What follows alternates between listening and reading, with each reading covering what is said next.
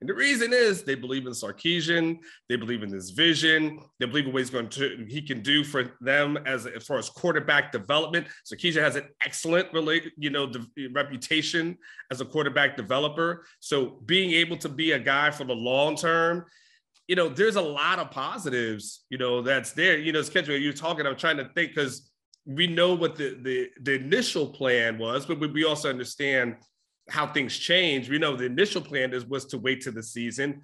We also understand that when it comes to teenagers, and you've been in recruiting long enough, what a teenager may say or think in January or February could change. I mean, it could change today for all we know, Ketch. I mean, that's just how recruiting goes. So I don't know, Ketch, does it benefit Texas if it goes longer? Does it benefit them if it goes shorter? I feel like at this point, Texas is in the mix. I don't know. Do you have an idea? Do you think there's a benefit either way from him doing it in the spring, which spring is technically up to sometime in June, versus later in the October, November? The benefit is in recruiting this is a 2023 recruiting class that doesn't have a lot of momentum if you're Texas.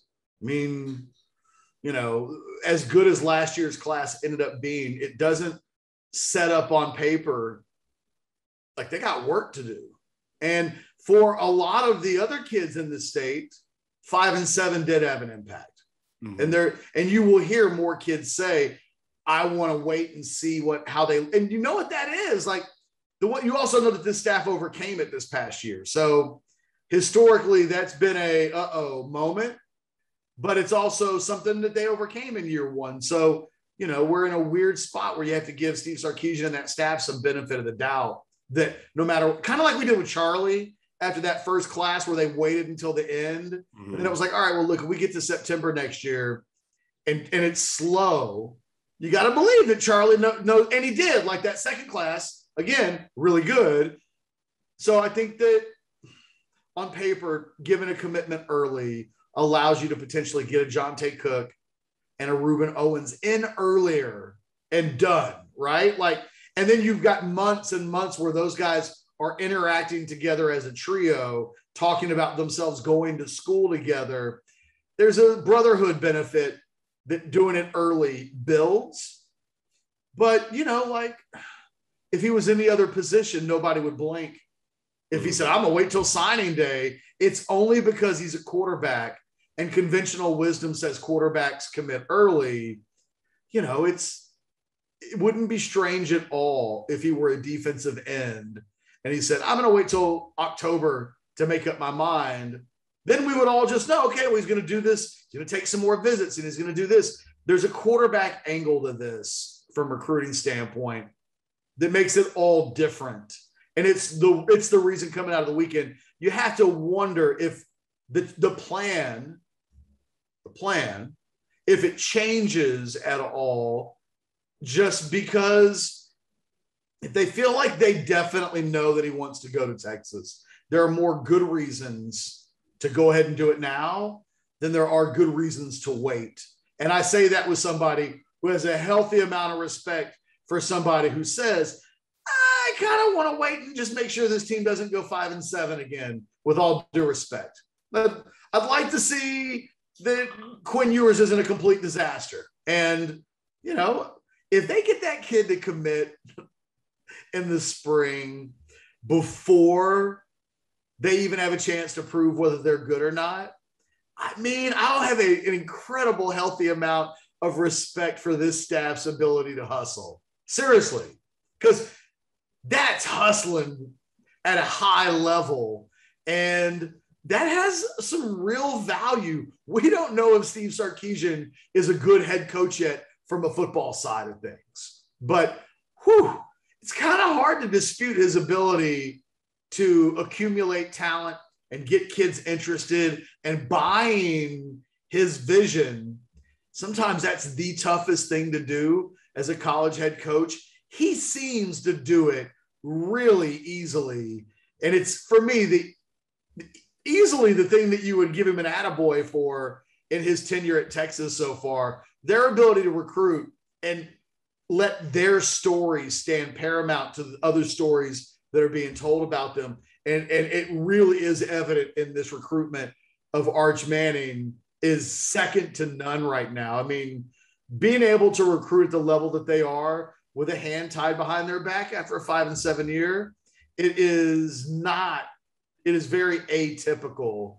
And, you know, if the football stuff ever comes, they can get this thing rolling. I mean, it's the last big if.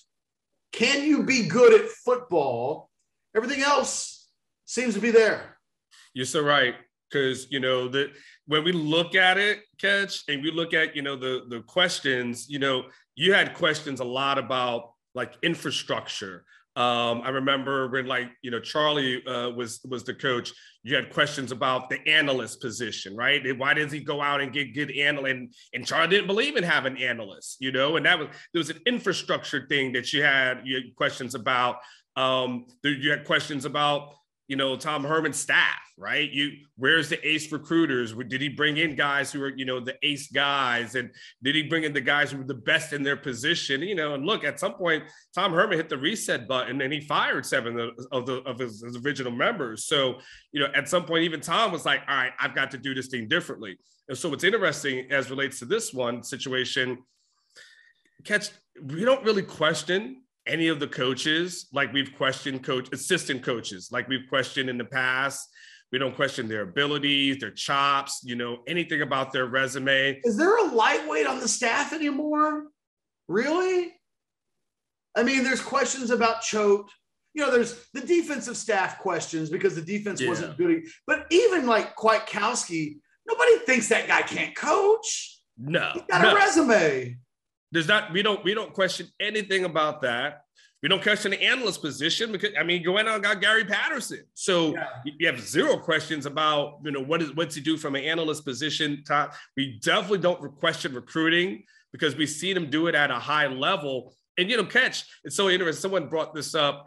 I don't know if it was MB Horns on our website, but I think it was. But there was something when we were reporting about Arch last year, felt like anytime we put a report out there was so much skepticism. He's never coming here. This is a waste of an update. Why are you guys reporting on this?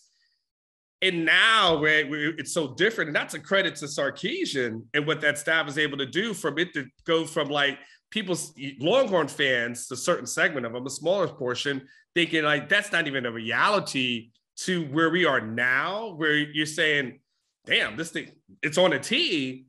We know he can recruit. The only thing now remaining, Catch, is can you win ball games? Can you win ball games consistently? You know, can you get to a bowl? We're going to assume you get to a bowl game, but can you get to that?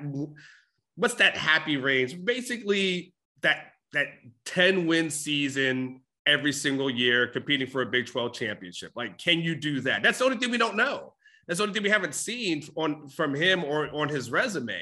But because the most he's ever had in one season has been 8, he had 9 with a bowl game. So, but if he does that, Catch, if that's the only thing that's remaining and he checks that box, I mean, Texas is going to be cooking with grease. I mean, he can get that thing going. If he gets that thing going, it's going to be a lot of teams that are going to be in trouble in the Big 12. But the big question is, can he get that thing going? It's a tricky last box because if you sit back and think about it, it's kind of amazing that 5 months ago, this team was a disaster on the field. And it had players quitting in season, coaching player confrontations that people inside the program suggested weren't like the run-of-the-mill player-coach confrontations. You had a 6-game losing streak. People like to bring up all the time the comments that I made following the Iowa State game, where I was like, why in the hell would Quinn Ewers come here? And at that point, I thought Arch Manning was an afterthought because I really believed that they needed to have a big season last year to get Arch. And by big, I think we both settled on, you go 9-3, 10-2, and you just show that you got this thing going. That would have been enough. but we knew we wouldn't have said before the season 5-7 and you're still okay. And even the sources that we talked to during that 6-game losing streak, it was like an Elmo shrug when you were like, about the whole football thing. And our Manning sources were kind of like, you know, I mean, they didn't hide from the fact that that was a thing. And that here we are now, and no real other games have been played. This was a 5-7 team that had a historically awful stretch in the season where it lost 6 consecutive games. And you had a head coach in October who was talking about playing in the Big 12 championship game and then didn't qualify for a bowl game. So football things haven't changed at all, really. And so, you know, I do think a little about the third section. This is our segue into just a little bit of first 3 practices of football, you know, of the actual camp. And I wrote in my 10 thoughts from the weekend that, you know, after 3 practices, there's no real reason to get too high or too low about anything. Like, hey, it's just 3, right? I mean, no battles have been won. Nobody's career is over. However, a few things from practice that are notable through 3 days. Quarterback position is a work in progress, and that Saturday was a bit of a turnover fest. A reminder that really good quarterback play isn't developed in days or weeks, and sometimes even months. It takes time. So you don't overreact to Quinn Ewers throwing some interceptions on Saturday, but you have to acknowledge that they were made. And then you look at the offensive line, and that was one of the things that's probably stood out to me the most over the weekend. Was there was a sense from people who saw what happened that they needed to make clear, like, that the offensive line was really a problem. And it just reminds me of how much they're putting on the true freshmen that are showing up in August, technically in June, but they'll have their first full padded practice in August. And there's a real expectation that either they're good right away, Anwar, or this offensive line won't be. And if this offensive line won't be, but you've got hella running back talent and wide receiver talent, I have no idea what to think about what this team is this season, other than that's the Achilles heel.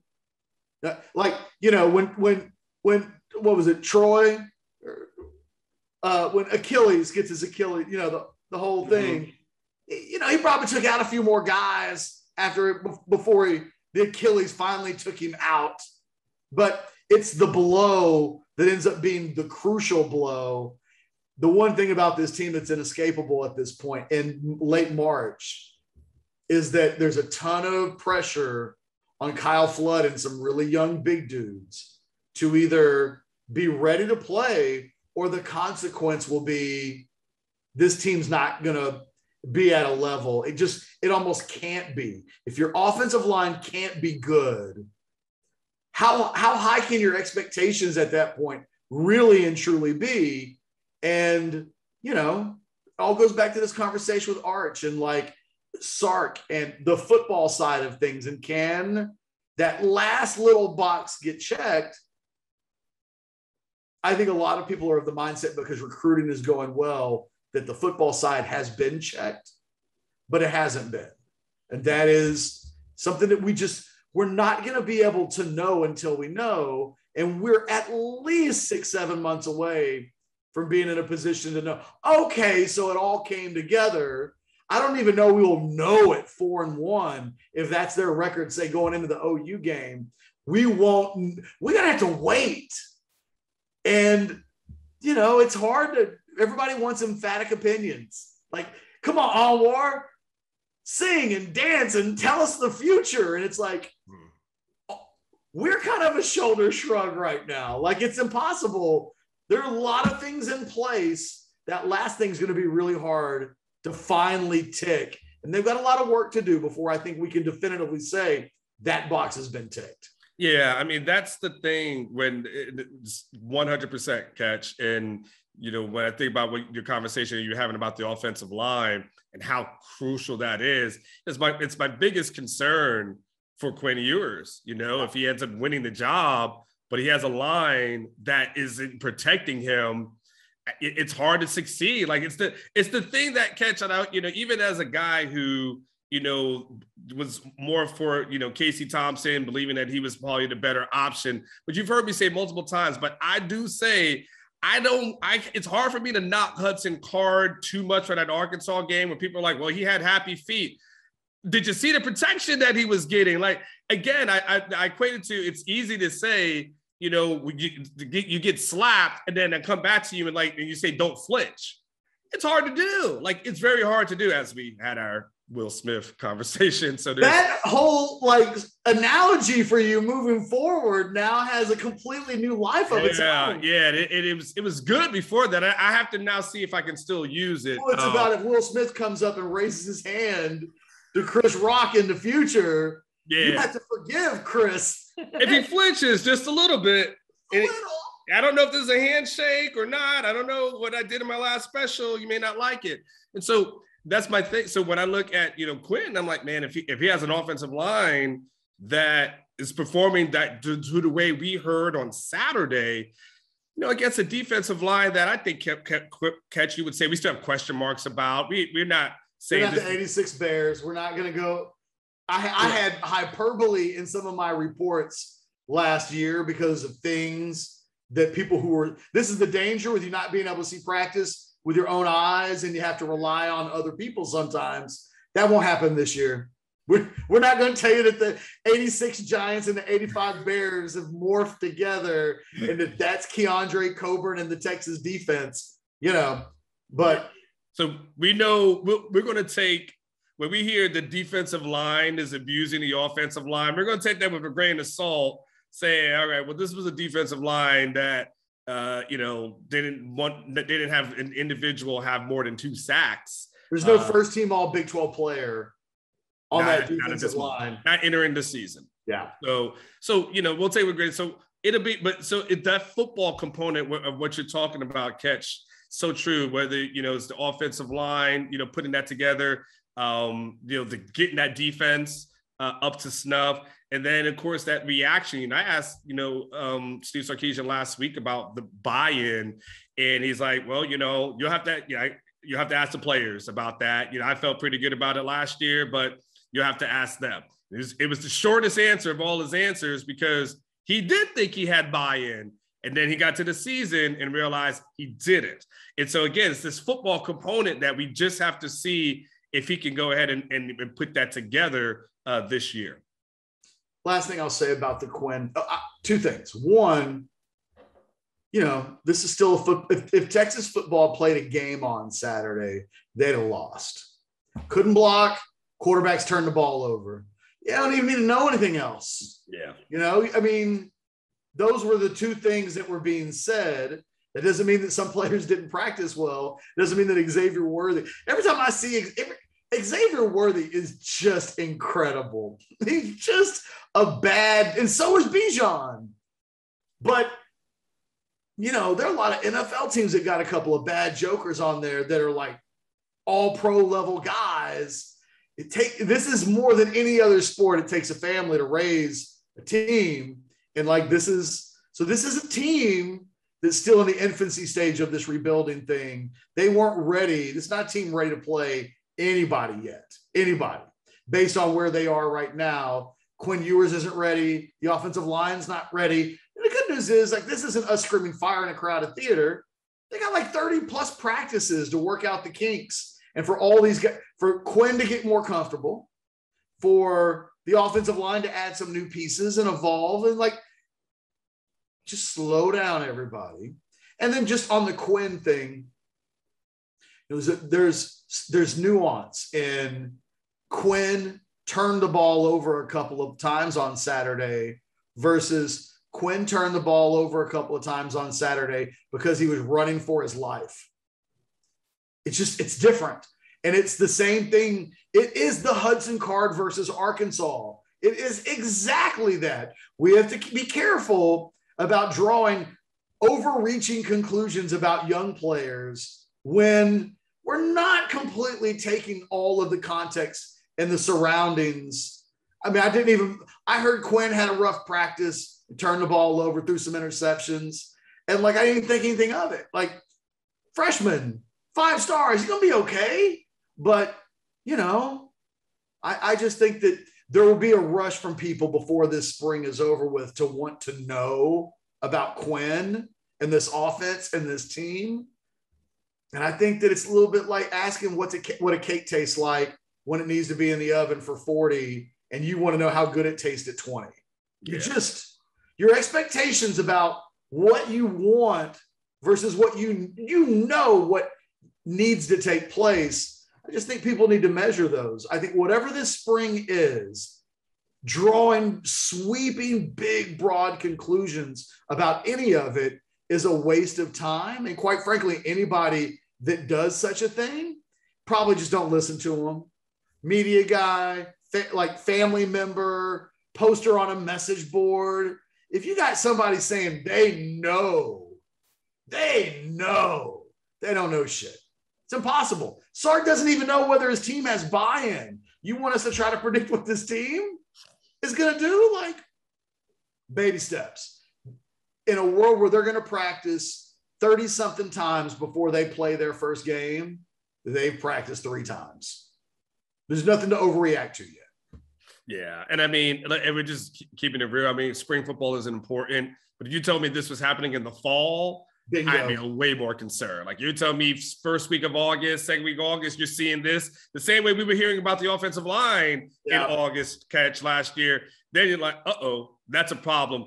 But, you know, the other thing you've got to factor in with Quinn, I mean, this guy, he played his junior year of high school, and then that was it. And then he's had some practice settings clearly at Ohio State. But this is still brand new to him. This is a new, offense, new scheme, new players. He doesn't, there's still some catching up to do for him. So I don't look at anything. I look at him as just raw, and he's got raw talent that Sarkisian has to mold. But I won't overreact to anything that I hear about him right now. You tell me this in August, then I'm going to say, that's a problem. You tell me this in the end of March, you're going to get a shoulder shrug. And the same will go for the spring game. We talked this last week about the pathway for Hudson Card. Mm-hmm. How could, if, like 9 ifs, if we get to the middle of August and you're still hearing a Quinn Ewers is throwing interceptions in practice and high volume thing, and Hudson isn't, that's the pathway. But that's a huge, it's 9 ifs, and it's months down the road. When Saturday just sounded like one of those things, and it actually probably needed to happen because it was a real test of like, okay, a little bit of stress was felt and nobody overreacted. And that's the thing I think Quinn Ewers needs more. He needs to be able to fuck up, excuse my language, and it be okay. And in August, it'll start to not be okay. So this needs to be a moment where he can mess up and go, oh, I'm not in Kansas anymore, Toto. And consequently, I can't make that throw, or I can't trust this line. Like, whatever things he's got to figure out, he's got to have time to figure them out. It'll feel a whole lot different when it's summertime.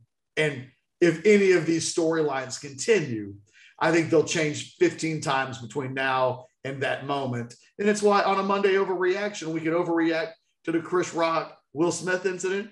We could probably overreact to the Arch Manning. Maybe he's not that locked into Texas, and we're just all myopic about what we're seeing and hearing from so many people. It doesn't feel like we can overreact at all, though, to what's happened through 3 practices on spring football. I gotta believe if there was a Texas coach watching the video right now, they're like, yeah, that's okay. I like that. Overreact to that. Don't overreact to anything football related. That's just not needed right now. And hopefully it's wise of us. Look, leave your comments in the comments section, like the channel. We'll be back all throughout the week with spring football reports, probably more Arch Manning. Why wouldn't we scratch that itch? It's been an interesting Monday for myself and Anwar Richardson. Thanks for watching the Monday Overreaction Show, brought to you by RogueShop.com. Hold it up again, Anwar. Let them know. I'm telling you, I'm taking 2 of the gummies tonight.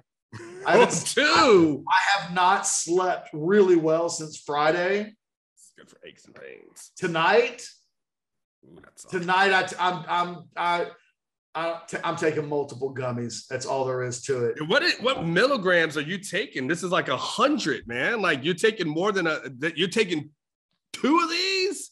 The thing is, like, I didn't feel great when I took 2, but I slept like a baby. You tell me right now that I'll sleep like a baby, but might feel a little unsettled for an hour or 2 before I fall asleep. I'll take it. I'll snap your hand off right now if you tell me I get a good night's sleep. Yeah. And only feel a little too stoned for a couple of hours. I can do that. I've done that before. I've consumed multiple gummies. Like, I'm a big dude. I can take, and then you kind of zombied out a little bit. Like, I don't know how good I feel. But I slept so good. That's all I want tonight. It's good. Good rest. And I know there are men watching this video right now who are like, whoa. There's something that you can take. Yes. I can eat a gummy and sleep like a That's what I'm telling you. If you got sleep apnea, like, I am not a doctor, but I have sleep apnea. And since taking these, like, I've been able to sleep through the night. So I'm not saying discard your mask. Don't get a heart attack on my dime. I'm just saying consider it as a supplement. With maybe like a pee break mixed in somewhere along the line, but otherwise sleeping really well for myself. And Anwar Richardson, we'll see you tomorrow. You guys take care. Later. Don't slap anybody.